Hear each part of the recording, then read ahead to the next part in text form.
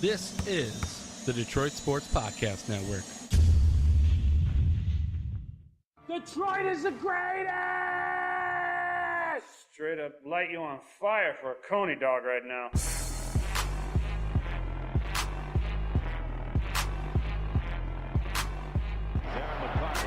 Back with Neiman in front of him. McCarty draws. McCarty in. McCarty scores! A magnificent goal! Darren McCarty!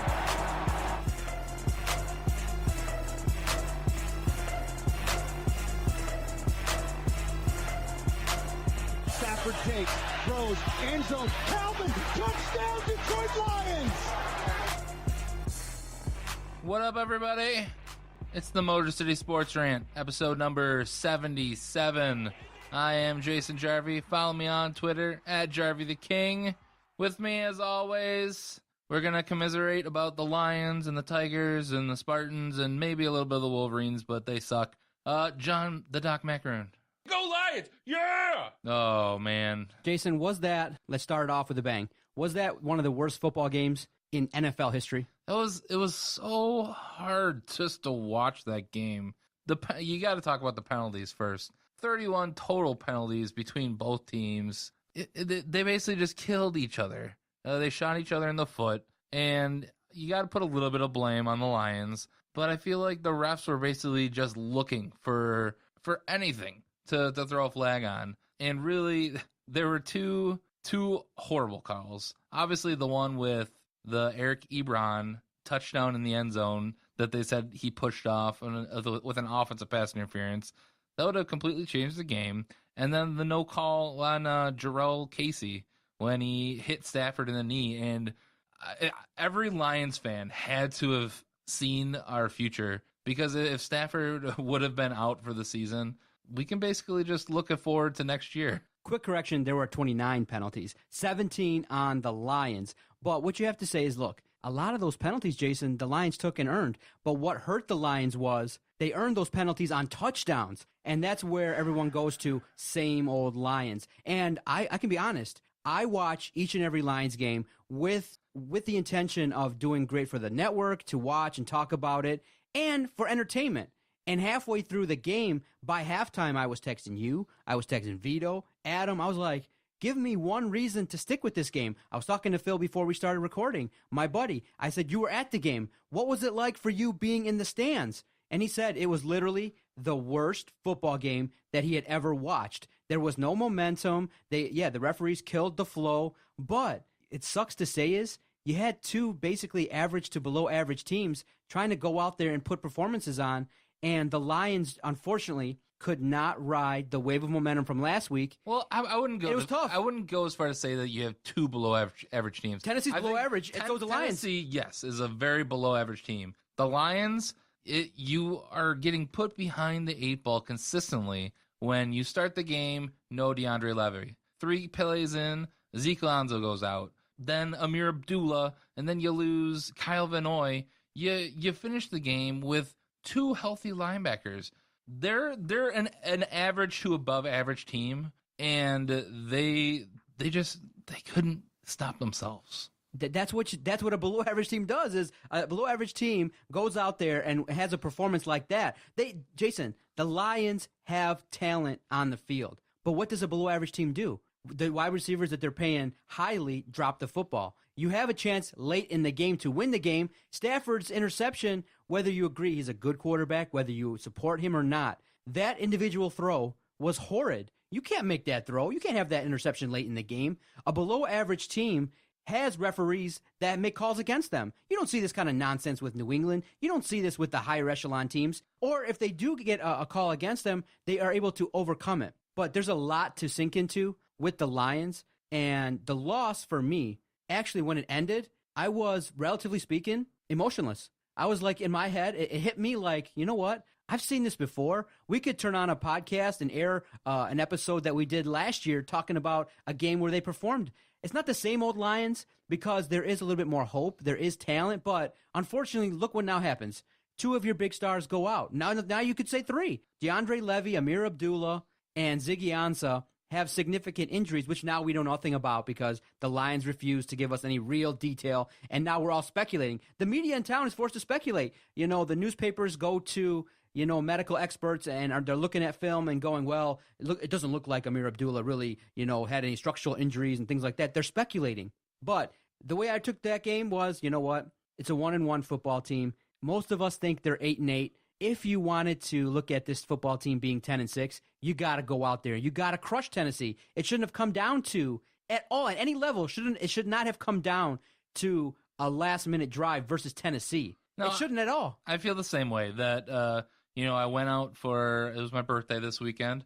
Went to Outback Steakhouse to celebrate with the family, and it was right at the end. It was the final drive, and the family's like, go over to the bar and watch the final 2 minutes. And as soon as he threw the interception, you're right, no emotion. I'm not angry. I've seen this happen before. I could have called this anytime, but I did have hope. But what I will say is that at 1-1, I feel like that throw and this ending to the game might have been kind of karma playing itself out, because you saw last week that Stafford almost made the exact same mistake with that one bad pass on the final drive, but it didn't get intercepted, and then we end up winning the game. The cards fall a different way in here, and now we lose it. And when you look at it too, Tennessee could have a beef too because Stafford fumbled, and there were calls that went against Tennessee. All in all, the referees in that game were atrocious all around, and so both teams felt it. But yeah, probably the biggest call was the Ebron call. I can't even imagine being at that game. That would have been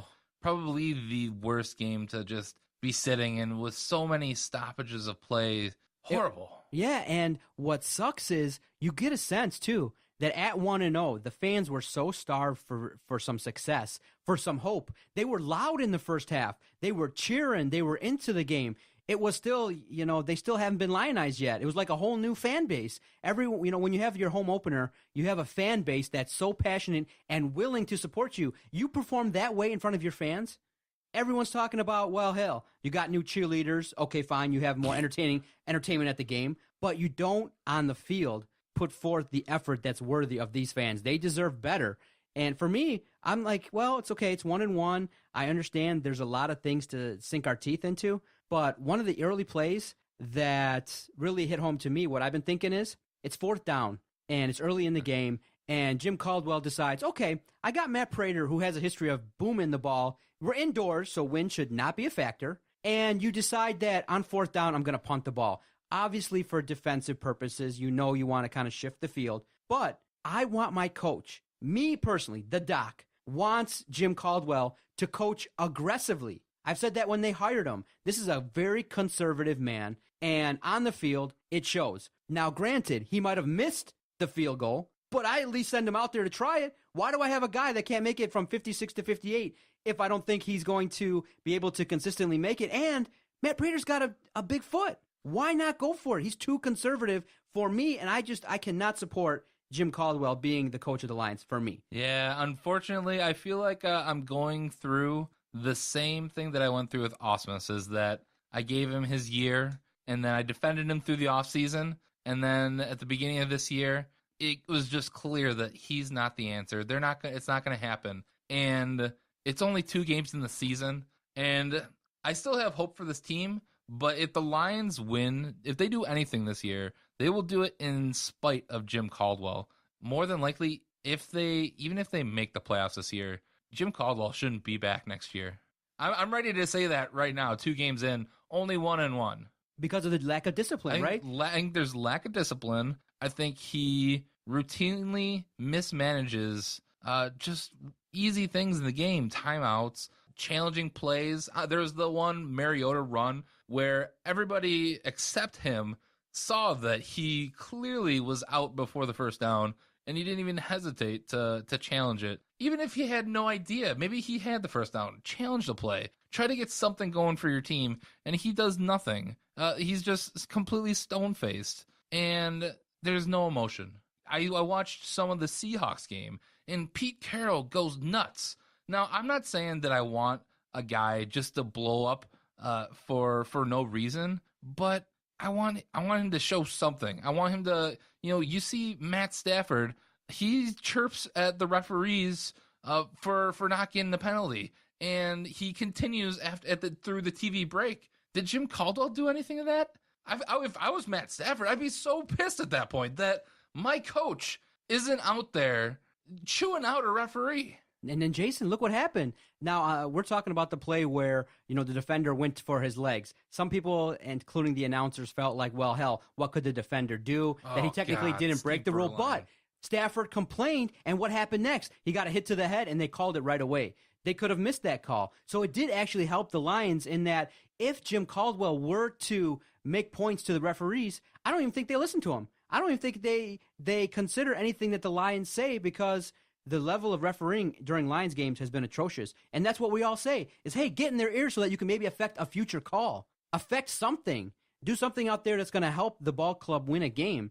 And for a team to have 17 penalties, a lot of them were key plays that are going to hurt you. When you take points off the board, you can't have that in the National Football League, especially at home. You have to defend the Ford Field. And these aren't discipline plays. These aren't the unsportsmanlike conduct where it's just a dumb decision. These are plays, 3 offsides in the first quarter. This is like Jim Schwartz all over again. You got to have some sort of discipline. That was ridiculous. I don't think I've ever seen a team jump offside that many times. It blew my mind, and something really needs to change from week 2 to week 3. You tweeted me and you texted me. You were like, how does a professional football team jump offsides 3 times in the first quarter at home?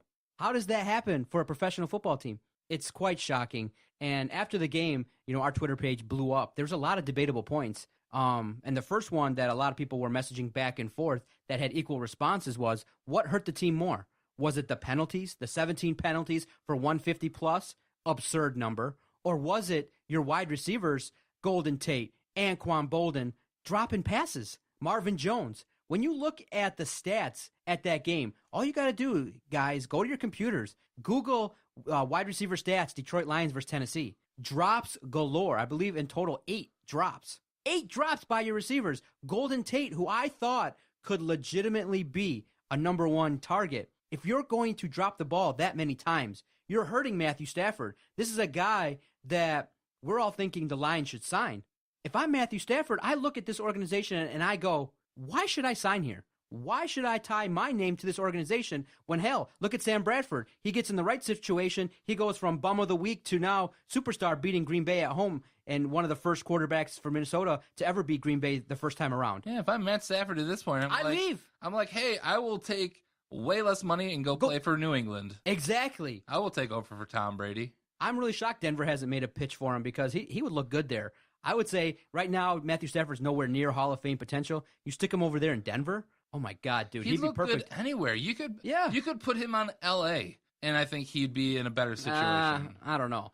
You tell Tavon Austin to run a go route, and he can bomb the ball to him. They have Kenny Britt, and then you get a superstar running back in Todd Gurley. The reason Todd Gurley has sucked so much is because he's all they got. They got Case Keenum throwing the ball. I discussed this on the Fantasy Nerds podcast. They're going to put 8-9 guys in the box to stop Todd Gurley. If Matt Stafford's there, they have to respect that. So what hurt the team more, the penalties or the drops? Both. It's just completely equal. It's I think they could have got away with the penalties. Remember, it was only 16-15. It was only a 16-15 result, and it resulted in a I think you have to go drops. Yeah, I mean the penalty clearly took back points. The 2 touchdowns really. Because if the Ebron one didn't get called, then you already have that touchdown. So I'm not going to count that the Bolden touchdown.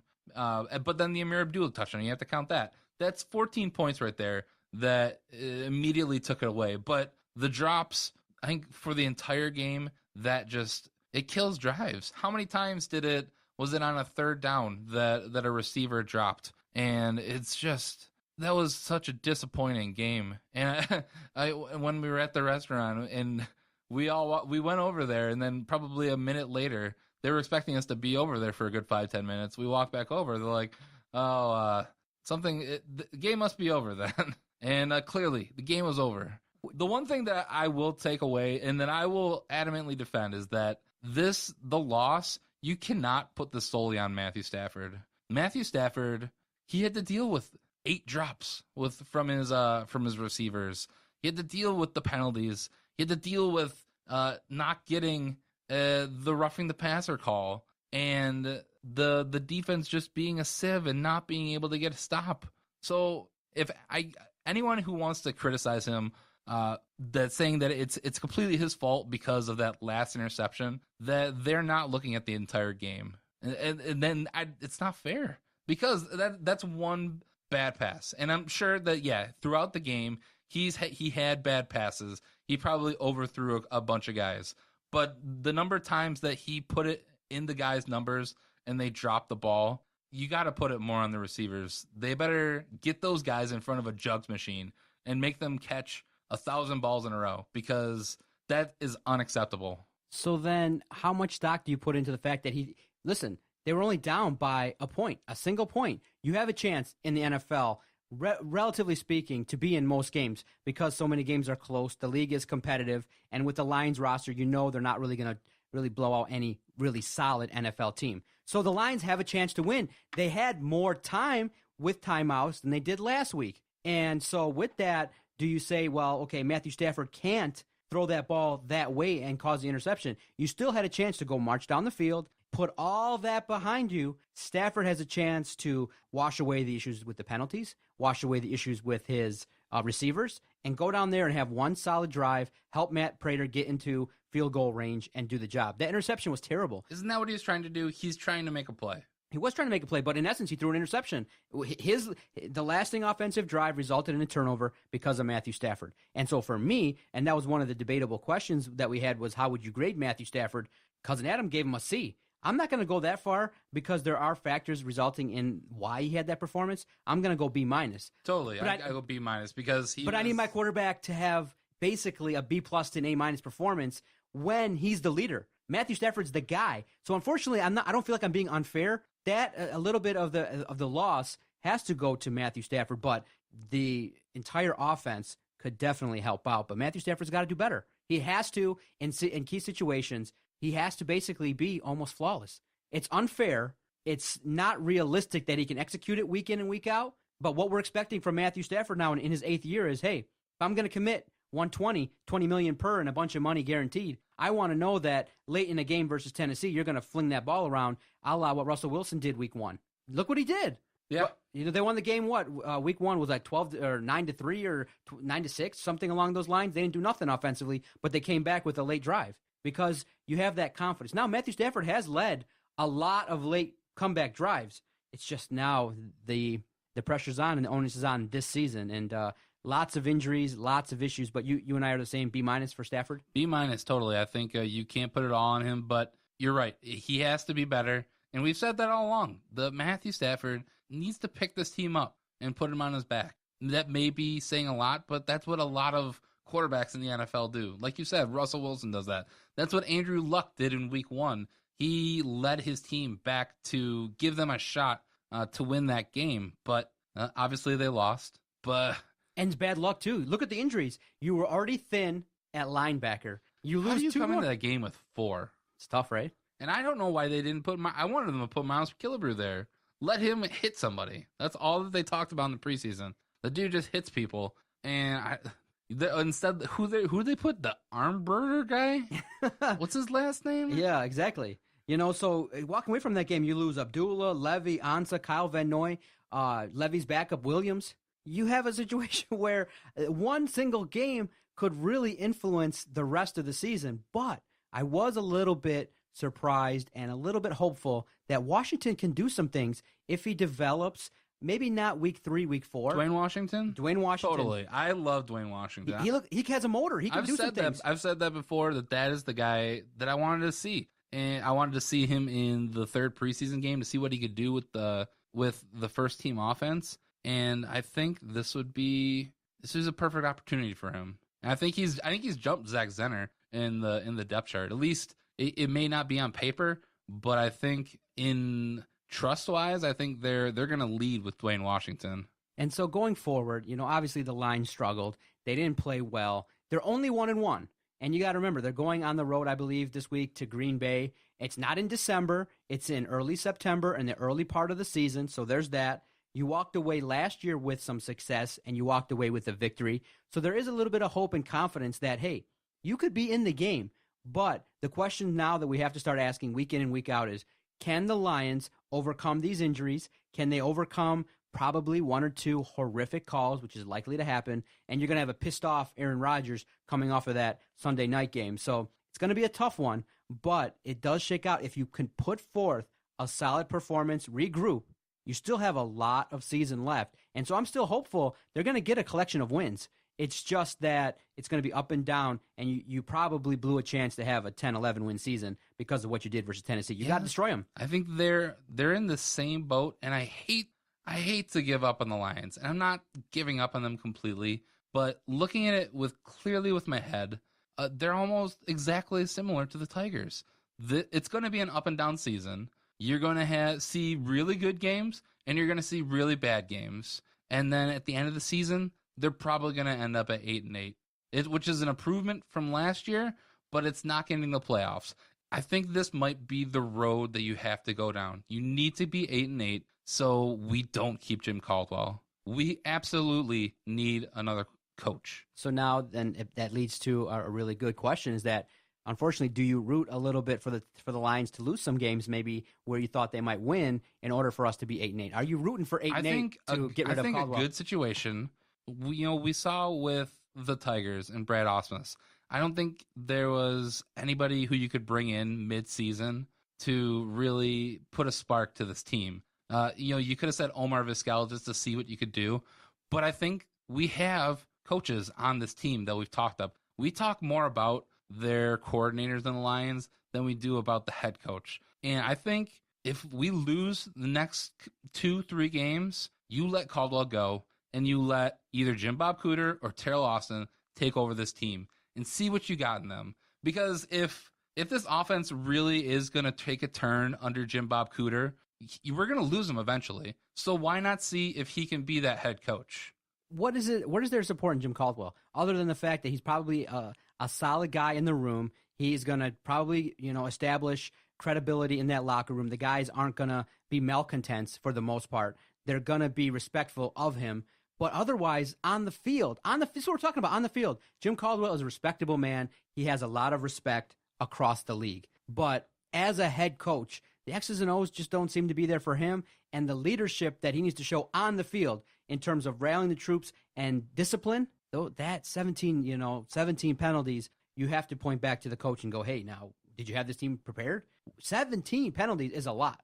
I mean, they have the respect and the credibility of the coach, and they're not going to say anything bad about him. But I don't think Jim Caldwell is challenging these players, and I think that's what you got to point to is that there hasn't been any improvement. I think Jim Bob Cooter has made Matthew Stafford a better quarterback. That has nothing to do with Jim Caldwell. So I think Caldwell needs to either be gone mid-season or at the latest at the end of the season.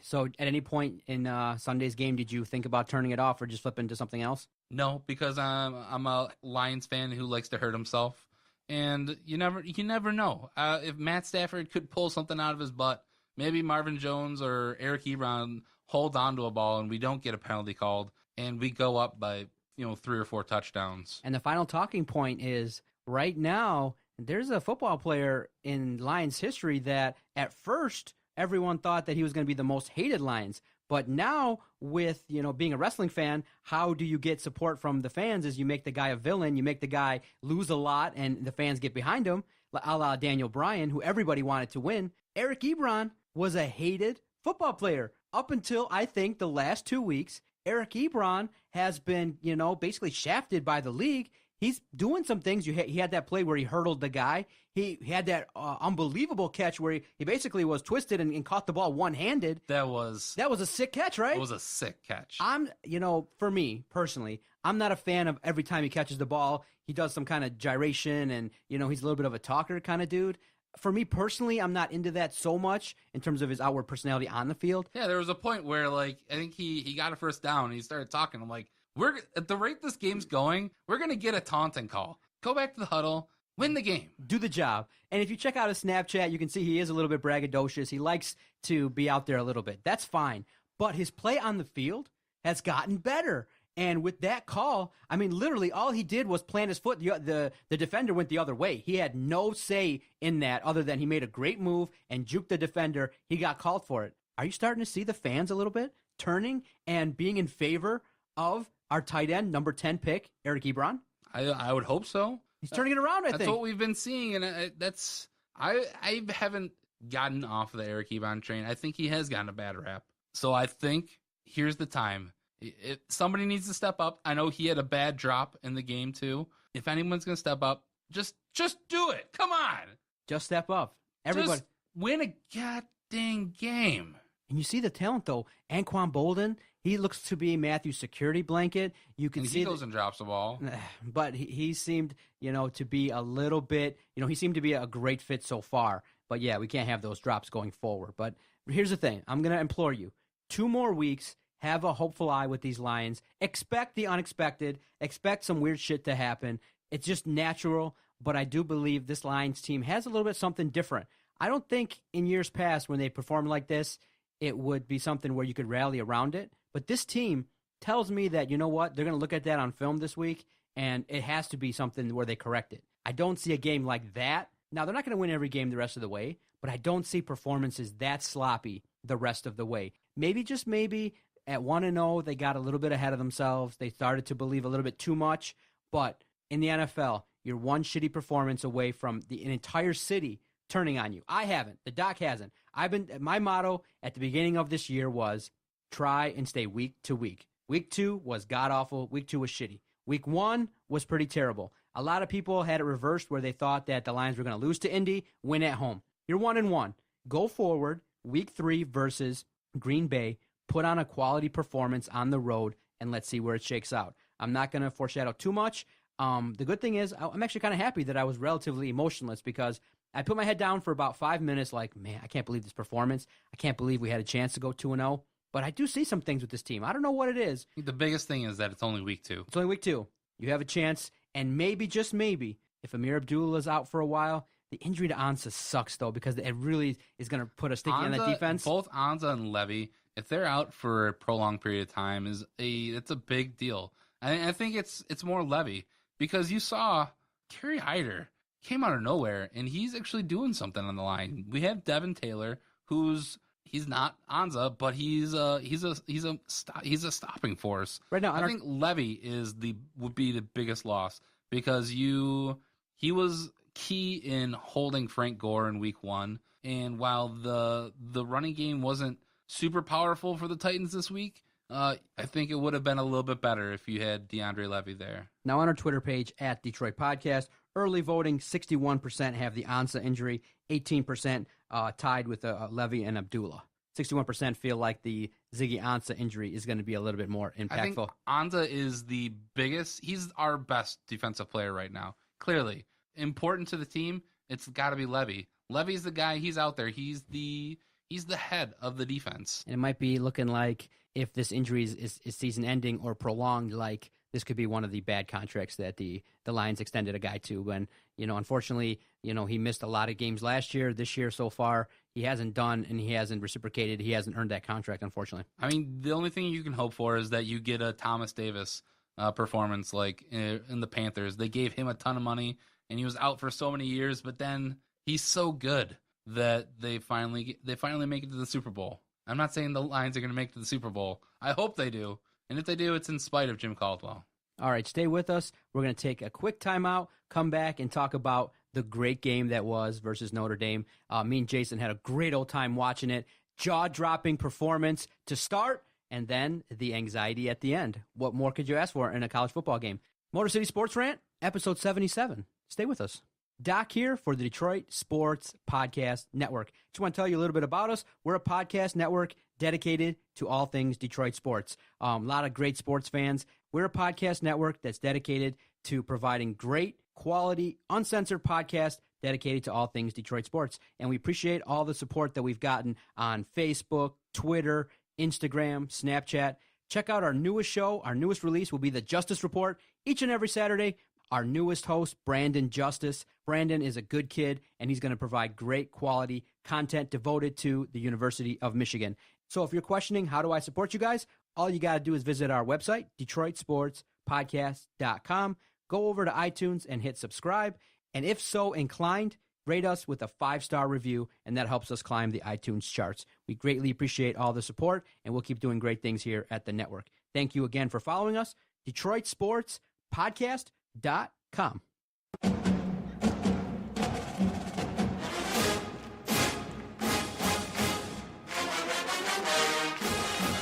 On the banks of the Red Cedar, there's a school that's gone to all. That faculty is winning, and the Spartans play good ball. Yes, we do! Spartans! Beat the Fighting Irish! Woo! One of my teams won this week. Oh, man.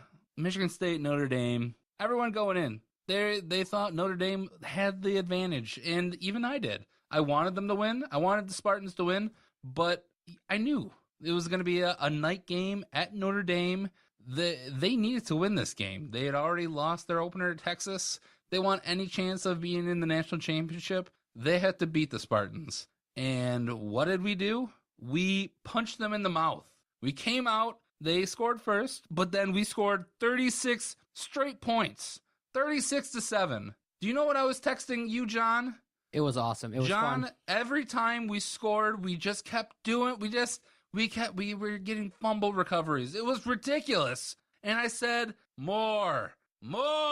Wasn't enough. Step on their throats. What is it about Michigan State that they don't, 36-7 is probably a lead that you thought was enough to take over, to walk away from the game with a victory? I don't care. I want them to go up.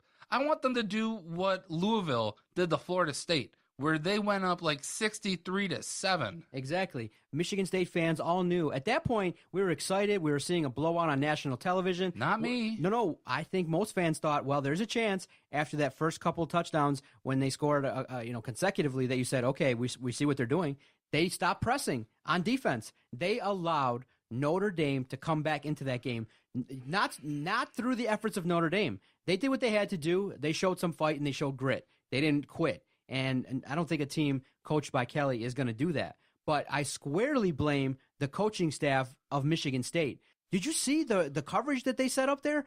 On average, it was 15 to 20 yards back. It was not quality. And you basically let Notre Dame walk up and down the field. You were unable to stop them. And I blame the scheme for allowing that to happen. Everybody knows prevent defenses prevents you from winning. They needed to continue to blitz. They needed to continue to put on the pressure. And everyone was saying you had to throw the ball to win the game. You ran. Now, eventually, you did wear the clock down, but you almost, Jason, were not able to come away with that and let Notre Dame come all the way back. I don't get it. I don't get why Mark D'Antonio doesn't kill people. You see, Harbaugh went out and just destroyed Hawaii. Harbaugh has no qualms about destroying opponents. Maybe it's D'Antonio and he has a little bit more respect for people, that we get up so big that we're like, okay, we've played our game. It's almost impossible for you to come back. And clearly, they were able to get back within, 8 points. They were a touchdown and a 2-point conversion away. It made absolutely no sense. I was screaming to you I was at home. I'm sure my dog was frightened of me, that I wanted them to continue to put the pressure on. And they did not. They had the ability, but they did not. They let Deshaun Kaiser throw the ball around as much as he wanted. The announcers saw it. They said, oh, they're not putting any pressure on him. So he's much more comfortable back there, and he's just going to pick you apart. Exactly. And I thought that Notre Dame should have picked on Copeland a little bit more. You saw it when they were coming back, and that's why I called for an interception, because I knew they were going to target Copeland. That's the guy that I think on film, everyone on offense is going, okay, we can maybe have a little bit of a matchup with, throwing the ball at Copeland's way. But Notre Dame we gave them the underneath. They took the underneath, and they got first down after first down after first down. And then when you're in the goal line, it's nearly impossible to stop them at that point. But let's look at it this way. It's better. It's better that Michigan State won the game, getting scared like that, because D'Antonio will correct it. Things like that have to happen. Remember, we're talking about college kids, and you got to remember, on the road, it's tough, and people believe defensively that you don't want to give up the big play all at once for the clock, so the clock stops on every first down. I do believe there's some reason why they play off a little bit, because they don't want to give up the big play, which maybe they believe will increase the momentum tenfold instead of dinking and dunking and things like that. So, in essence, it's just a bad philosophy, and the Michigan State has to move away from it. But I'm certain that seeing it on tape, they should go away from it going forward. What I want to know, and I think there's two options here, and neither of them are very good, is this D'Antonio saying, hey, let's play prevent, let's run the ball, and let's just get to the end of the game? Is that the case? Or is this the offensive and defensive coordinator calling this, and D'Antonio isn't stepping in and saying that? Because if that was me, if I was the head coach at that point, and we're not getting stops on defense, and our offense is going 3 and out, at that point, I go over to my coordinator and I say, I got the rest of this game. You go sit on the bench, and we're gonna win this game by 5 touchdowns. Exactly. Or you could say this. On offense, if your defense, unfortunately goes back and plays a little bit of a prevent defense, the offense completely stalled out. Running the ball. It seems like, Jason, the beginning of the game, they went conservative before the explosion. What play sparked the offensive explosion? Donnie Corley Jr. Donnie Corley, baby. It's nice. It was so good. That was a great play. We're going to talk all about it. But before that happened, Justin Rose chided me and said that was the understatement of the year or the decade when I tweeted out, is Michigan State's offense too conservative? And yeah, they started off the game. Everyone knows first down, you're going to run a running play between the tackles. It's like, come on, we know your line is good. We know you're going to do it, but mix it up a little bit. And it led me to believe and question, like, are they neutering O'Connor? Do they think he can actually execute it? Before that throw to Donnie Corley, I didn't think that passing the ball was going to be at all effective for Michigan State. But Corley made him look good, and it was very nice to see O'Connor do his thing to help Michigan State. But Michigan State's offense has to do a lot better job of being a little bit more unpredictable on certain downs. That's for sure. They need to open up O'Connor. He has an arm, and they need to let him, if he's going to make a mistake, let him make a mistake. And because that's what Connor Cook did. Connor Cook went in there, he threw interceptions, and that's what he was known for. He was known for being able to make a mistake and then move on from that and go right back at it. And that's what I want to see. And that's what we saw for about 2 quarters, is that they unleashed Tyler O'Connor, let him throw the ball. I really think that these Michigan State receivers, we lost Aaron Burbridge last year. We lost a couple other guys. I think we have some talented receivers on our team. We have the veterans and RJ Sheldon, who he looks like our typical. We usually always have like a senior wide receiver who is always dependable, and you can depend on him to catch the ball. We still have Monty Medeiros, who he's okay, but then you have Donnie Corley, baby. He's good, huh? DCB. He's just a freshman. Remember, look what he could do. He's a true freshman. Look what he could do in junior, senior year. Oh, I'm boy. not even sure if we're going to have him for that long. Yeah. I see we have him another year, and then he'll probably be in the NFL. And then we have other guys behind him. We have Cam Chambers, who we haven't even seen. We have the receivers, and you need to mix up this offense. We have quality, man. It's nice to see top 10 rated team. Michigan State's, that was by most people penciled in as a loss. Now you have to kind of turn around, and I believe it's Wisconsin at home Saturday at noon. So, you can double check that to make sure I'm correct. But you still got to carry this forward, and you got to ride the momentum going forward and get to that Michigan game undefeated. It's nice because, Iowa lost. That was devastating for them. It looks like the Big Ten East is the class of the conference. My God, Michigan, Ohio State, Michigan State, those matchups are going to be epic this year. Yeah. Unbelievable. I just wish Alabama would have lost. That would have really made my weekend. But they turned it around. And they showed some grit. I think they said it was the first time ever, I believe, that all college football teams in the state of Mississippi lost. Wow. The entire state. I think there's 10, 11 teams in the entire state of Mississippi that play college football. They all lost on Saturday. So yeah, I mean, devastating for them. The Spartans next week, you're home against Wisconsin. They should do some things. I think Spartans will be okay. Spartans will be okay as long as you establish the line. You really tidy up that defense. I like Michigan State's team. They play well. That offensive line can open holes for these guys where you can just, pound the rock, but you just have to mix in the pass at the right times. And if you get past them next week, you have 4 games that are easily wins. And then you bring in Michigan, and then you have Ohio State, second to last game. Yeah, it has a chance. Again, it's not out of the realm of possibility, again, to foreshadow. If you get past Michigan, then you got that epic matchup versus Ohio State. The best part of this season, Jason, is the games are in East Lansing. The big games, the teams have to come into our house and take care of business, and it's going to be a tough place to do it. So the one thing that I don't want them to do, though, I don't want them to overlook this Saturday's game. No, you can't. You got to play well. You cannot overlook Wisconsin. Wisconsin is going to play you hard. They're 3-0 coming in. Exactly. And, yeah, they beat a cupcake of a team in Georgia State. They pounded on Akron, but then they also went and they beat LSU in week 1. LSU, granted, they have an above average coach, but I think they're ready to move on. Still an SEC team. Yeah, they're still, I think the natives in Louisiana are ready to move on from Les Miles. Did you hear about the story where a single dude was trying to start a GoFundMe page to pay the buyout to get rid of Les Miles? They're starting to get restless, and an opening season loss, that set them off. But for Michigan State, great win. It was awesome to see. They held on. And you texted me. You're like, we better make sure that D'Antonio survives this with his heart. Let's get a test up. Let's do a heart check. You should have hooked him up to an EKG machine for the rest of that night because not a $10 student heart check, a professional EKG program, a quality head coach heart check each and every week. Hell, you should do one for the fans, man. I literally thought they were going to lose. I was like, oh, this is 10 years, anniversary of the monsoon game where Notre Dame came back. We blew the lead.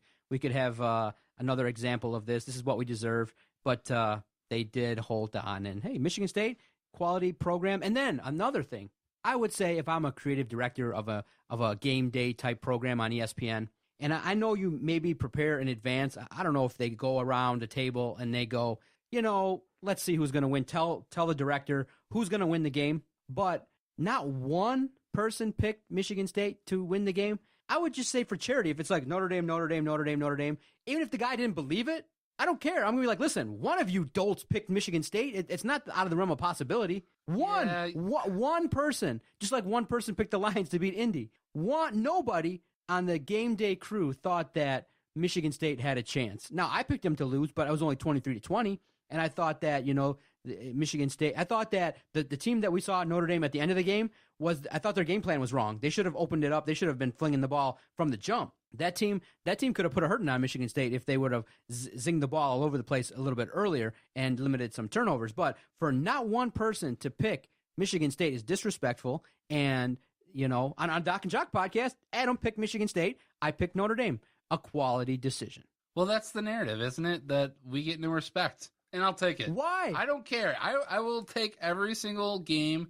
If they want to pick against Michigan State, go ahead. And then when we go to the college football playoff, we'll get destroyed. Completely satisfied. And I'll predict another Alabama destruction. Man, do you think though that you give Michigan State any credit last year for getting to the college football playoff and getting destroyed like that? Or do you say credit for making it to the college football playoff? Yeah, that's how I think most people are viewing it. Michigan would love to be in our position. If they would have been there and gotten crushed by Alabama. It took the luster off a little bit, like 5% for me. I'm like, oh man, you showed up there, okay, fine, but to get destroyed and shut out, that was a little bit tough. Very tough. Okay, then we're just use that as motivation this year. We're coming back this year. Going back, baby. We're 2-0. We have a favorable schedule. We get our 2 biggest rivals at home. Why not us? Why not us? Why can't we go undefeated? The Big Ten West looks completely weak. I mean, Iowa lost to North Dakota State. Who are we going to play in the Big Ten championship? They really should change this so we can have a matchup against either Ohio State or Michigan in the Big Ten championship, because that's really where it is. You can't honestly tell me that unless Wisconsin has their year or Nebraska comes out of nowhere, that anybody in the Big Ten West can actually have any hope of beating whoever comes out of the East. I'm hoping that, Jason, I'm hoping Michigan State continues to get better. You got an opportunity now, coming off of a win versus Notre Dame, to really take advantage of the schedule that's in front of you, and let's just focus on Wisconsin and making sure you don't overlook that team, because they're not going to go away, and they've been pesky for a lot of teams for a lot of years. And so that's not – and you know what you got to look out for? Injuries. Look out for injuries versus Wisconsin because it's going to be probably hard-hitting, and they're not going to be so nice. And I just want to walk away from most games relatively injury-free. And if an injury happens to LJ Scott or Corley or one of the tight ends, it might be a tough ride. So let's just see how they come out versus Wisconsin, and we'll project week in, week out what's going to happen. And that Michigan game is going to be, I think it's going to be one of the games for the ages. You know, it may be early, but I'm ready to predict this Spartan team. To the title, baby. One loss. One loss? Okay. Going one loss. Going so. into the Big Ten championship game. That would be great. I would be loving to be wrong, eating my words. You know, maybe it's a team that has finally put the right pieces together. All we can do is hope, right? Good stuff, man. Now, a team that I think lost a lot of people over the weekend, but has a glimmer of hope is the Detroit Tigers. That series was horrid. You know, you got one of 3 versus Cleveland, but Friday and Saturday's game, it was the worst display of baseball I had seen in a long time. We made history, Jason, for bad stuff. We made history on, I believe, Saturday, where the Cleveland pitcher in the first inning gets, ricocheted ball, significant injury, and Cleveland uses 9 different pitchers to shut you out. You lose in 10 innings. 4 hits. How embarrassing is that? And I think equal to Jim Caldwell's ineptness is what's going on with Brad Ausmus. And I've told Adam, I've told everybody that watches, why are you against Brad Ausmus? Why does everybody not like him? He's got a winning record. The ball club seems to be playing for him. Well, just look at the last 2 games with the errors, the mental mistakes, and just look at one decision that you could just say, okay, if you just want to focus on one thing that upsets you with Brad Ausmus, he gives the benefit of the doubt to people way beyond what is necessary. Victor Martinez needs either a day off or move his ass down in the order. Why would you want him batting and having an opportunity to hit more than J.D. Martinez? Nobody that looks at that and goes, why is that a good decision? Okay, Victor Martinez is prideful. He doesn't want to go on the DL. He wants to play every day. Fine. You want to respect him in that way? Fine. Move his ass down in the lineup. Please make the decision. He's killing you. His OPS is terrible. His hits the month of September is killing you. Victor Martinez is a guy right now that's hurting you. Everybody sees it. Average podcasters see it. Everybody that's writing about it sees it. Yet, where does Brad Ausmus slot him? In the same spot. Clean up. What the hell is going on, man? It's a horrible decision. You play Cleveland and you need a sweep. You need to win every game. And you come out there, you look like your asses are tight. They look like they didn't know what they're doing. Cameron Maben, 80 feet from here to the door, Jason. From here to the door is how far he had to throw the ball. He overshot it by 10 freaking feet. And I told Adam, and everybody's talked about it, the outfielders' defense is terrible. They allow runners to advance too much.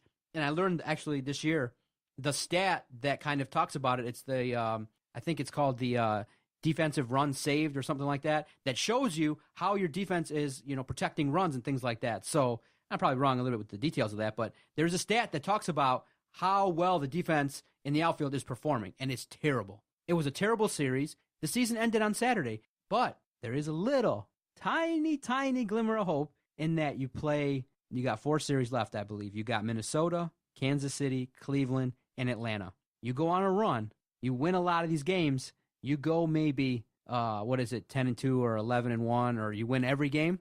That's actually my prediction, is that what? Next week, they will have played 3 against the Twins and 3 against the Royals. Coming into Monday with another series against Cleveland, I think we'll have the second wild card spot. You would be in the wild card in this night? Yeah. Oh, what gives you that hope? Because they're playing awful teams. Yeah. That's what this team is.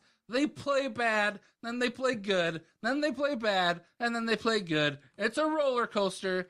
They're an average team, and they're probably going to miss out. I think they'll probably, here's my scenario. They're going to, next week, they'll have the second wild card spot by like a game.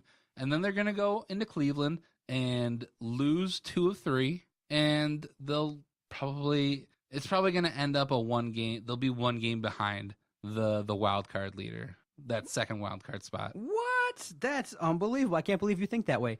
Here's the problem, Jason. What's been another Achilles heel? Starting pitching. It's not good enough. The starting pitchers, Daniel Norris got the win, but they hadn't earned a win since mid-August. The Twins are so bad, though. No, we're going to beat the Twins. We're going to beat the Royals.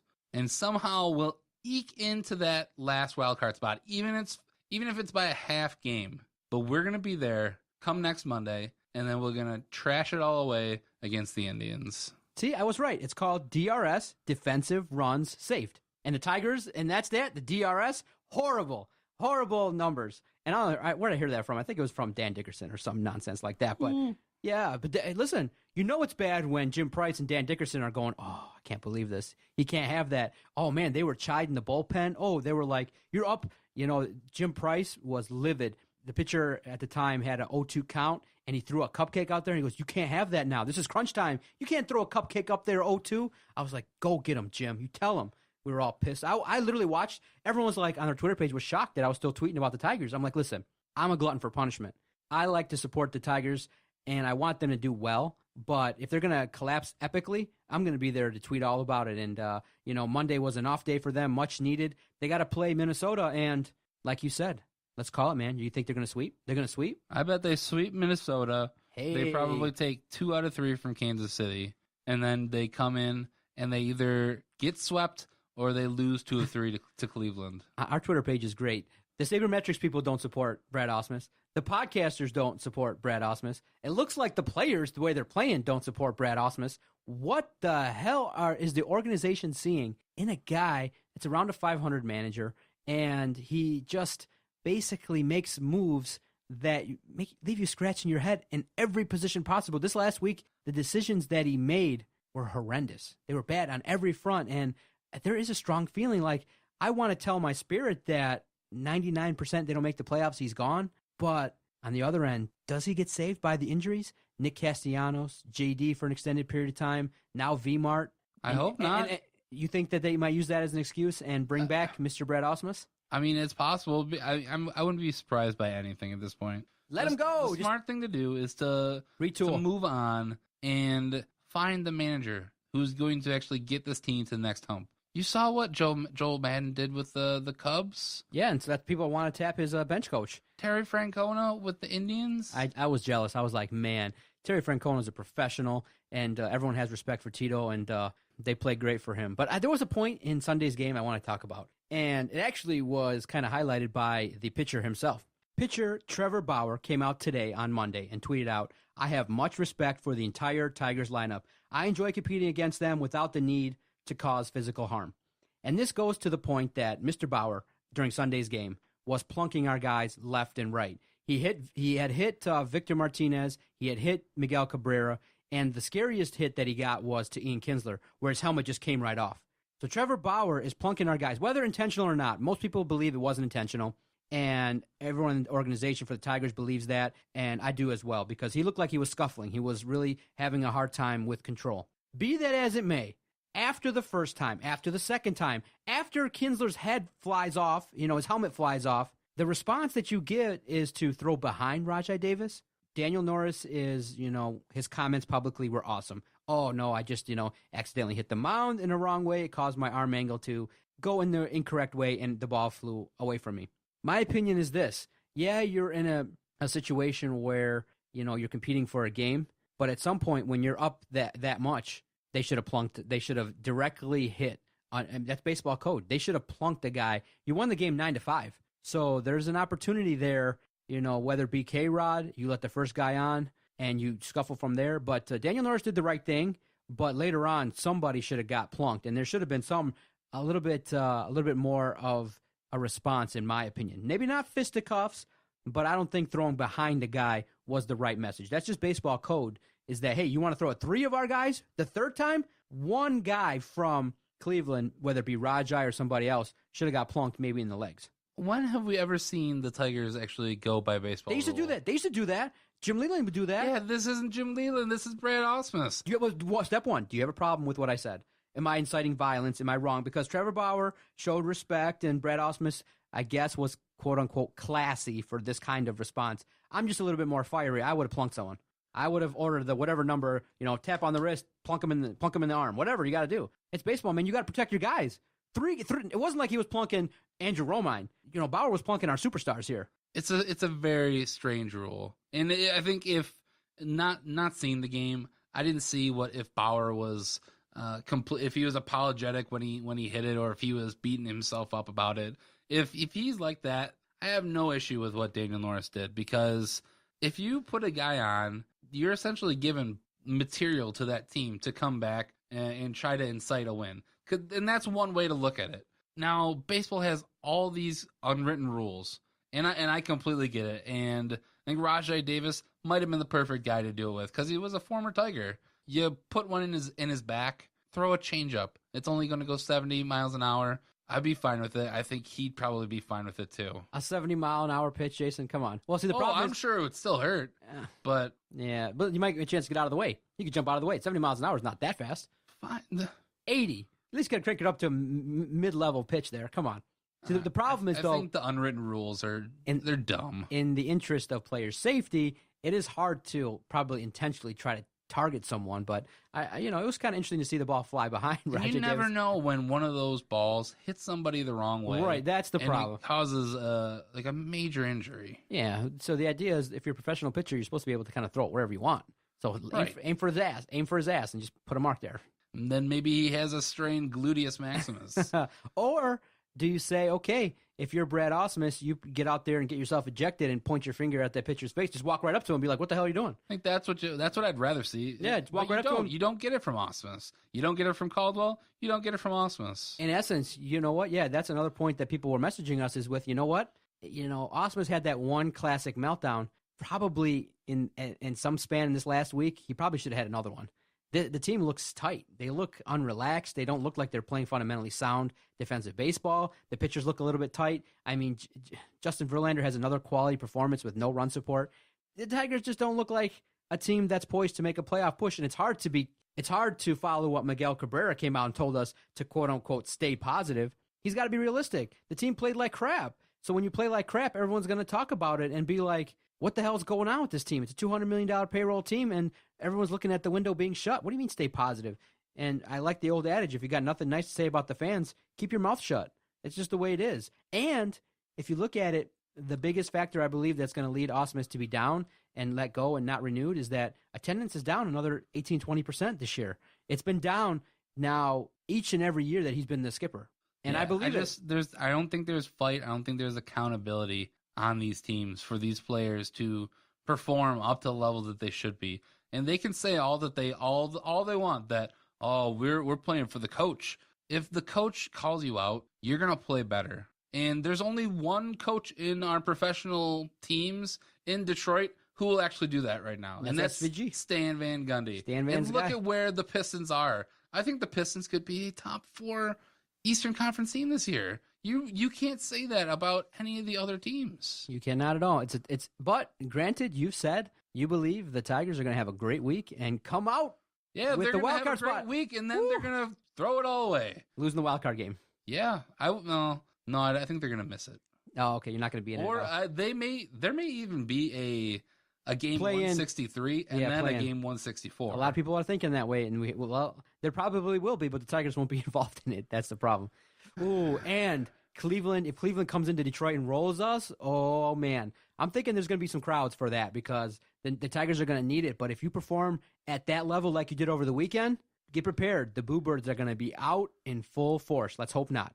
Let's hope they have a good week, and let's see what they do at the tail end of the season here in 2016. Are you watching any of the World Cup of hockey?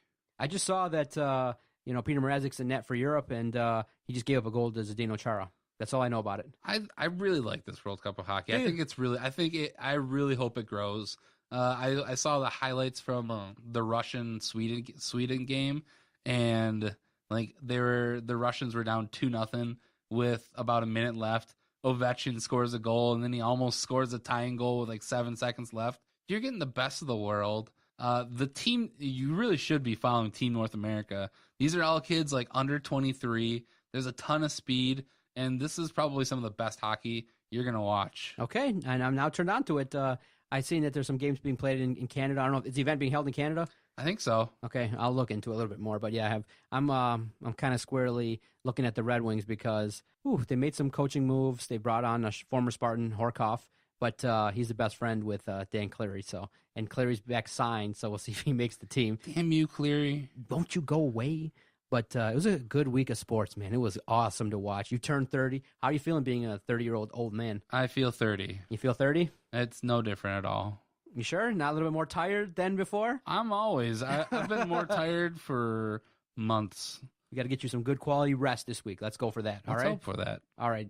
Good job, Jason. Always enjoy the hour we get a chance to talk, and it's nice to hear two Sparties going and supporting the Michigan State team. We need more of that. Yeah, you can listen to that Michigan show on Saturday. Yeah, listen to that Michigan show on Saturday, and we don't need to have debate. Let's just go for it. Pro Sparty all the way. Yes, sir. Bingo. I guess that'll do it for this episode of the Motor City Sports Rant. He's John Macaroon. I'm Jason Jarvie. Later.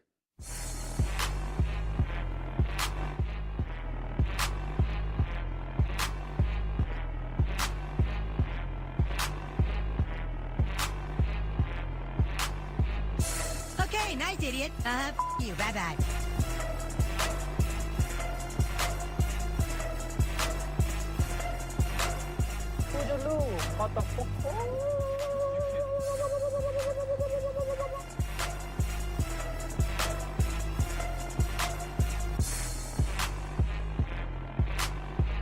Good day, sir. I said good day.